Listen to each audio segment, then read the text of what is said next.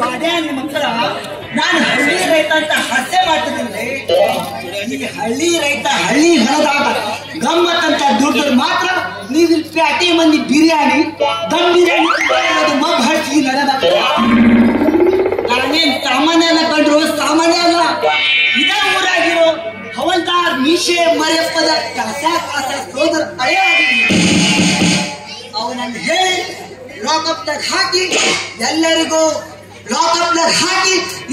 ಕ್ಯಾಗಿಂದ ಮೆಣಸಿನಕಾಯಿ ತುರುಕಿದ ಅಂದ್ರ ನಾನು ಹಳ್ಳಿ ರೈತ ಮಲ್ಲೇಶ್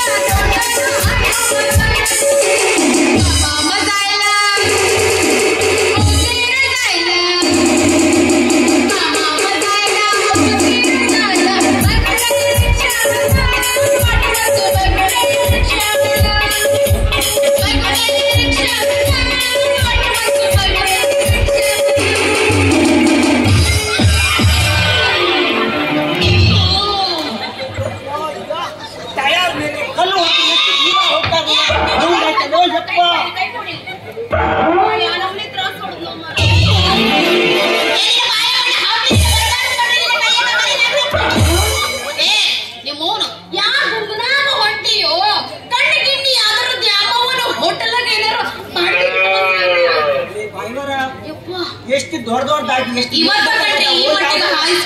ಇನ್ನೂವರೆಗೂ ಎಲ್ಲೋ ನಿಮ್ ಮೈ ತಾಗಿದ ಕೂಡ ಕರೆಂಟ್ ಶಾಕ್ ಆಗಿ ನನ್ನ ನೆಟ್ಟಗೆ ಗಟ್ಟಿ ಆಗೋದು ನಾನು ಗಟ್ಟಿ ಚುಚ್ಚಿದ್ರ ಕ್ಷಮಾ ಮಾಡ್ರಿ ಬಾಯ್ರ ಕ್ಷಮಾ ಮಾಡ್ರಿ. ತೀರಾ ಹತ್ರ ಬರ್ಬೇಡ, ಅದು ಇನ್ನೂ ಚುಚ್ಚುತ್ತಿತ್ತೆ. ಅಲ್ಲ ಅದು ಗಟ್ಟಿ ಇರೋದಾದ್ರೂ ಎಲ್ಲಿ ಯಾವ ಸಂದೇಗಿರುತ್ತಿತ್ತೋ ಏನು ಮಾತಾಡ್ತಾ ಈಗ ಹೋದ್ರೆ ಬೇಡ ಏನ ಹಳ್ಳಿ ಮೊಪ್ಪ ಅಂತ ಕ್ಷಮಾ ಮಾಡಿದೀನಿ ನಿನಗ. ರೀ ಬಾಯ್ರ ಅಂದಂಗ ನೀವು ಇದೇ ಊರವ್ರೇನ್ರಿ? ಇದೇ ಊರವ್ರಾದ್ರೆ ಹವಲ್ದಾರ್ ಮೀಶೆ ಮರಿಯಪ್ಪ ನಮ್ಮ ಮಾವ ಆಗ್ಬೇಕು. ಅವ್ರ ಮನೆ ಗೊತ್ತೈತೇನ?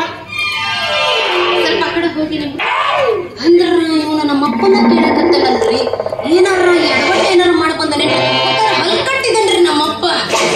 ಬಹಳ ಎಡವಟ್ಟನ ನಮಗ ಇದನ್ನ ಯಾವಕ್ಕಿನಾರ ಹಿಂದೇನಾರು ಹೋಗಿ ಬಂದಿದ್ನ ಅಥವಾ ಇವನೇನಾರ ಇಸ್ಪಿಟ್ ಹಾಡೋ ಟೈಮ್ನಾಗ ಬಂದು ಹಿಡಿದ್ನ ಇಂದು ತಿಳಿಯಲಿಲ್ಲ. ಹೋಗ್ಲಿ ಈಗ ವಿಚಾರಿಸಿ ನೋಡೋಣ ಹುಡುಗ.